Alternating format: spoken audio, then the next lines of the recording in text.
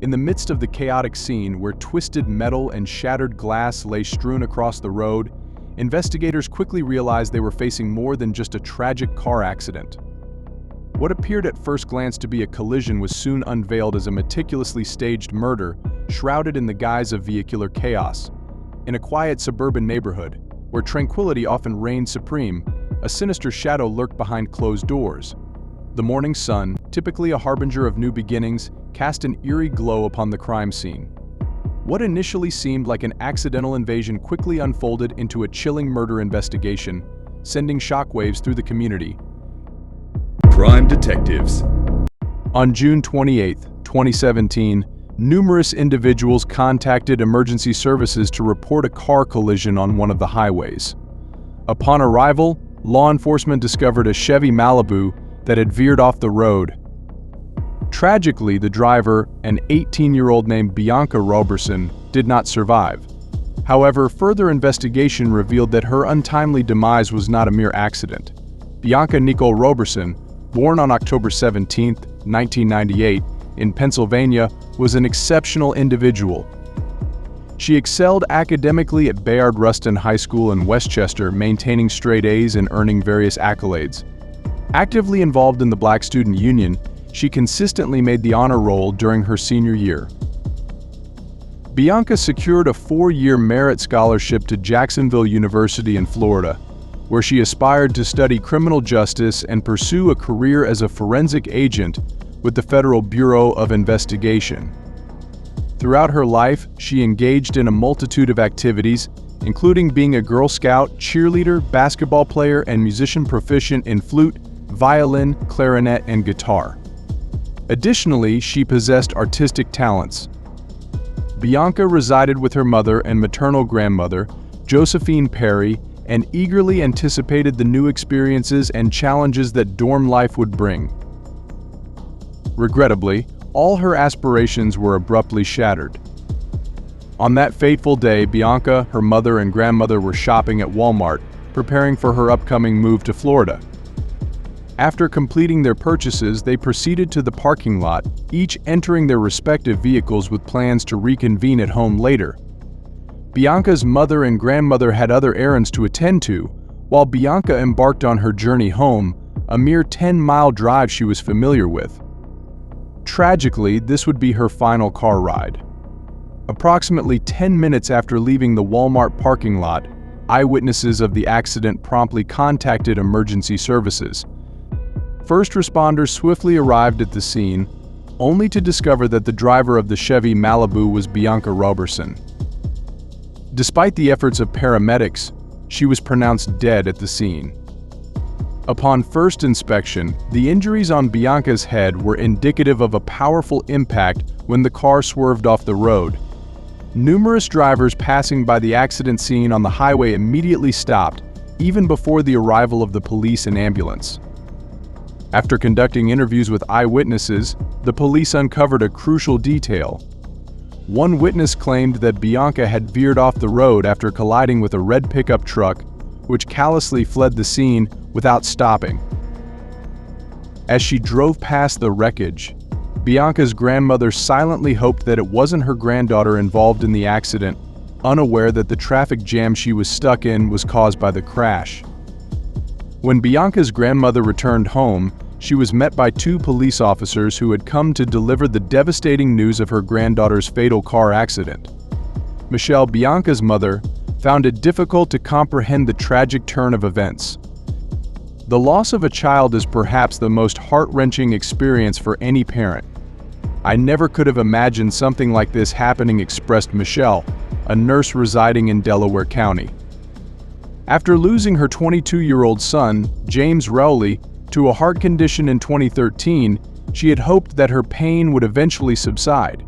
Instead, it only intensified. "I don't even recognize myself anymore. I'm just going through the motions," Michelle confessed. "They were my everything, my reason for waking up each day. Now, I'm a mother with no children." Michelle Roberson has now suffered the loss of her second child, and the weight of it all is truly heart-rending. She admitted to isolating herself at home for an extended period, constantly consumed by tears. despite their divorce in 2006, but Michelle and Rodney Roberson managed to maintain a cordial co-parenting relationship, largely thanks to Bianca. Our divorce was far from pleasant, Rodney acknowledged. Bianca didn't appreciate the way I spoke to her mother, and she set me straight. Our love for her helped us find common ground. Bianca was deeply devoted to her family, and she held a special place in her heart for her father. If I had to choose a favorite, it would be Bianca, her father fondly recalled. Bianca's parents were thrilled to see their daughter pursuing her dream of becoming a forensic specialist for the Federal Bureau of Investigation. Moving closer to achieving her goal, Bianca's determination was unwavering. She had even secured a 4-year merit scholarship at Jacksonville University, one of the 4 schools she had applied to and one of the 3 that accepted her. Coastal Carolina and the University of Georgia had also extended their acceptance to her. As detectives delved into the case, they requested CCTV footage to confirm the details of the accident involving Bianca's car and a red pickup truck. Little did they know that the truth they were about to uncover would be far more shocking. While waiting for the footage, a pivotal moment occurred. Initially believed to be a tragic accident caused by Bianca veering off the road and hitting her head, the autopsy revealed a startling revelation. Forensic experts discovered a bullet lodged in Bianca's head, turning the case on its head. What was once thought to be an accident or a collision was now a homicide. The police were determined to find the person responsible for this heinous act. As the detectives prepared to break the devastating news to Bianca's family, her mother, Michelle, was left bewildered. Why would anyone want to harm her daughter? Bianca had always been kind-hearted and had no known enemies. The Robersons were desperate for answers, and the investigators were leaving no stone unturned in their quest for justice. As the detectives meticulously reviewed the surveillance footage from Walmart, where Bianca and her family had visited on the day of her tragic demise, they found no signs of anything suspicious. Every single movement of Bianca and her family, from the moment they stepped out of their cars to the time they left the parking lot, was scrutinized. The detectives swiftly dismissed the possibility of someone from Walmart chasing Bianca and firing a fatal shot at her. There was no altercation or argument during their time at the store. They simply purchased what they needed, loaded everything into Bianca's car, and departed. It seemed that the reason behind Bianca's untimely death might have occurred while she was driving along the highway towards her home. "We put all the bags in Bianca's car," her mother recalled, referring to the 2009 Chevy Malibu they had bought for her 16th birthday from CarMax. Bianca didn't ask for much, but when she did, it was something significant, like a car. Her mother added, mentioning that Bianca had chosen the car herself when she obtained her driver's permit. She had everything she desired. Michelle Roberson, her mother, affirmed, "I wouldn't call it spoiling, I would call it love." However, Bianca was not one to shy away from hard work. At the age of 15, she secured her first job at McDonald's. After 2 weeks, she traded fast food for a position as a dietary aide at the White Horse Village retirement community in Delaware County. "I have a collection of letters and cards from the residents who adored Bianca," Michelle shared. Subsequently, the police managed to obtain traffic CCTV footage. Although there were no cameras at the exact location where Bianca veered off the road, there was one approximately a mile away. When the investigators viewed the recording, they stumbled upon something that confirmed the narrative of Bianca being involved in a conflict with the driver of the red pickup truck. The footage revealed their cars driving side by side. As they approached the point where the 2 lanes merged into one, a potential conflict seemed to arise, possibly due to a failure to yield. Given the outcome of the confrontation, the investigators deduced that the individual responsible for the fatal shot could potentially be the driver of the red pickup truck. Regrettably, the footage available was of subpar quality, making it impossible to discern the license plates or the driver's face. Nevertheless, from that point forward, the driver of the pickup truck became the sole and primary suspect in the case of Bianca Roberson's untimely demise. The detectives faced the daunting task of uncovering the identity of this individual, armed only with a blurry image. None of Bianca's family members were acquainted with anyone who owned a red pickup truck. The police revisited those present at the scene of the incident and those who contacted emergency services, yet none of them were able to provide the license plate number of the vehicle. Countless friends and strangers, spanning various ages, extended their support to the Robersons, commencing with a vigil held 2 days after Bianca's passing. Messages poured in from teachers who had known Bianca throughout the years. Bianca transformed me and altered my approach to teaching, one educator confided in Michelle. Bianca was our beacon of hope. If a child was cast aside by their parents, Bianca would secretly bring them into our home, Michelle shared. When confronted about it, Bianca would respond with, "Mom, wouldn't you want someone to do the same for me?" On one occasion, Bianca witnessed a car accident and implored her mother to stop and offer assistance. If she noticed someone dining alone, her immediate instinct was to invite them to join their family table. While reviewing footage from cameras positioned farther away from the location of Bianca's car crash, the investigators managed to determine the direction in which the pickup truck had fled after the incident. However, a higher quality recording was required to ascertain the make, model, and license plate of the vehicle. The police also sought the assistance of the media in disseminating information about the red pickup truck, hoping that the public would aid in identifying its owner. Detectives established that following the incident, the driver of the red pickup truck had turned onto Pale Pike. The detectives embarked on a thorough search of the neighborhood, visiting houses and various shopping centers in the vicinity in hopes of locating surveillance footage capturing the elusive pickup truck. After much effort, they finally stumbled upon a surveillance camera that provided clear footage. As they scrutinized the recording, they observed a red pickup truck cruising down the road approximately 5 minutes following the 911 call reporting Bianca Roberson's car accident. Unfortunately, the license plate was not visible, leaving uncertainty as to whether it was the same vehicle matching the description. As the investigators persisted in their quest for additional footage, a significant development emerged. A woman came forward 2 days later, claiming to have spotted the sought-after car and even caught a glimpse of the driver's face. According to her account, a red pickup truck passed her, halted at the Powell Pike intersection, and then made a left turn. This newfound information proved pivotal in narrowing down the search area and clarifying that the truck in the footage was not the target vehicle but merely a similar-looking one. The woman's cooperation enabled the forensic artist to compose a sketch of the suspect, described as a white male aged between 25 and 35, with brown hair and a stubble beard. The authorities hoped that sharing the sketch would prompt someone to come forward with valuable information. Despite showing the sketch to Bianca's family, no one recognized the individual depicted. The investigators also began considering the possibility that Bianca's tragic demise might have been a hate crime. Armed with the knowledge that the red pickup truck turned left at the intersection, the detectives scoured the establishments and residences along that street, anticipating a breakthrough in the form of high-quality footage that could shed light on the case. Finally, their efforts paid off as they uncovered the crucial piece of evidence they had been seeking. The homeowner, residing less than half a mile from the intersection, provided the authorities with footage from the surveillance camera overlooking his driveway. After estimating the time it would take to reach the location from the crime scene, law enforcement swiftly located the necessary vehicle. Despite the improved quality of the new footage, the angle of the camera made it difficult for the officers to identify the car or its driver. The police made significant efforts to obtain another recording from a closer camera, and fortunately they succeeded.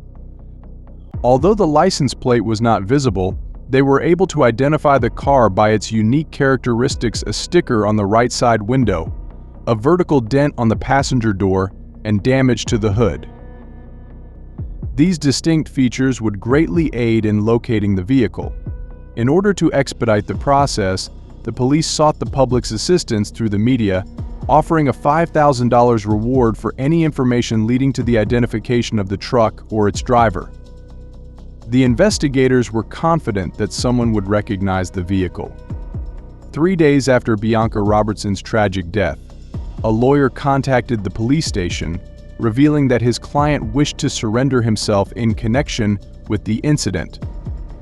The driver of the red pickup truck was identified as 28-year-old David Desper from Pennsylvania. Desper, accompanied by his lawyer, voluntarily appeared at the police station but declined to provide a statement. However, he consented to a search of his residence and disclosed the location of his pickup truck. Desper was subsequently arrested and charged with the murder of Bianca Roberson. The police located the pickup truck at the spot indicated by Desper, and the stickers, damage, and rims confirmed it was the vehicle in question. Additionally, during the search of Desper's home, investigators discovered the firearm used in the fatal shooting of Bianca Roberson. The authorities were confident in identifying the perpetrator, yet the reason behind the crime remained a mystery. More than 800 grieving loved ones, friends, and supporters congregated at St. Paul's Baptist Church in Westchester, situated 25 miles west of Philadelphia, on July 7th for her funeral service.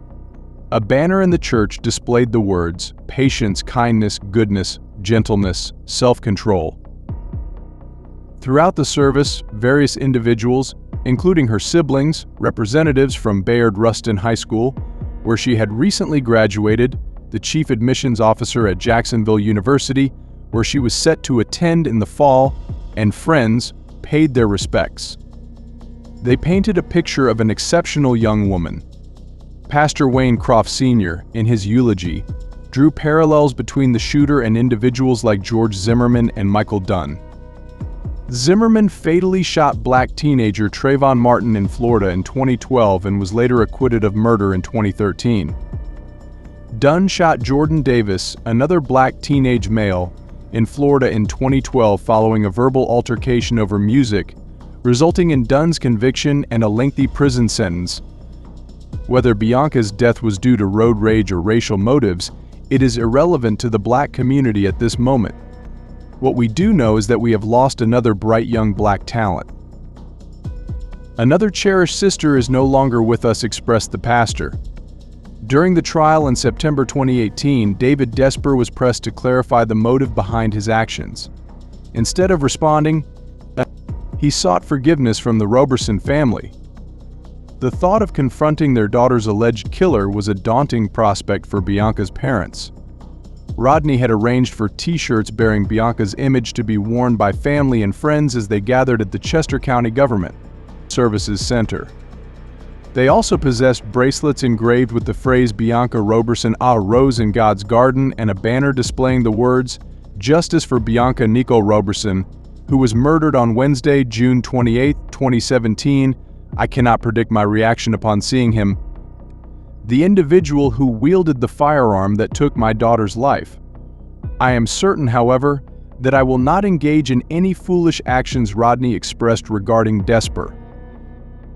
He snuffed out her aspirations without any justification. Michelle lamented, "I cannot bring her back. I yearn to console her, but I am unable to do so. I am her mother, yet I am incapable of fulfilling that role." Meanwhile, he remains here, she continued, her tears flowing. He has the privilege of conversing with his parents, embracing them. He is 28, she was merely 18. Just a young girl. The prosecutor proposed that the cause of the traffic altercation was Bianca's failure to yield to Desper when the two lanes merged into one. Subsequently, he lowered the window on the passenger side and pulled the trigger. Realizing the gravity of his actions, Desper fled the scene, leaving his pickup truck with an acquaintance in Pennsylvania, and attempted to escape to Delaware. However, upon the release of his sketch and the distinct features of his pickup truck in the media, he opted to seek legal representation and surrender himself. The police scrutinized his social media accounts and interviewed his acquaintances, but found no evidence to suggest that it was a crime motivated by bias. Consequently, they did not charge the individual with a hate crime. District Attorney Hogan further stated, "To the best of our knowledge, there was no indication that this was a racially or hate-motivated crime." Many disagreed vehemently with this assertion. Prior to the sentencing, the defense portrayed Desper as harmless, describing him as an almost juvenile 28-year-old who enjoyed playing with cars in his spare time. They referred to him as a big kid and argued that Desper essentially handed the case to the government by turning himself in. The defense contended that Desper was driving home when a car approached him abruptly, startling him. He then grabbed the gun and fired it. They stated, "There is no existence of any monster or threat." Prosecutor Chris Miller objected, stating, "If you are a 28-year-old man driving a motor vehicle with a loaded firearm, you cannot be considered a child." It was later revealed that Desper's own mother had shared a Facebook post about the police searching for the man who had killed Bianca Roberson, only to discover that it was her own son.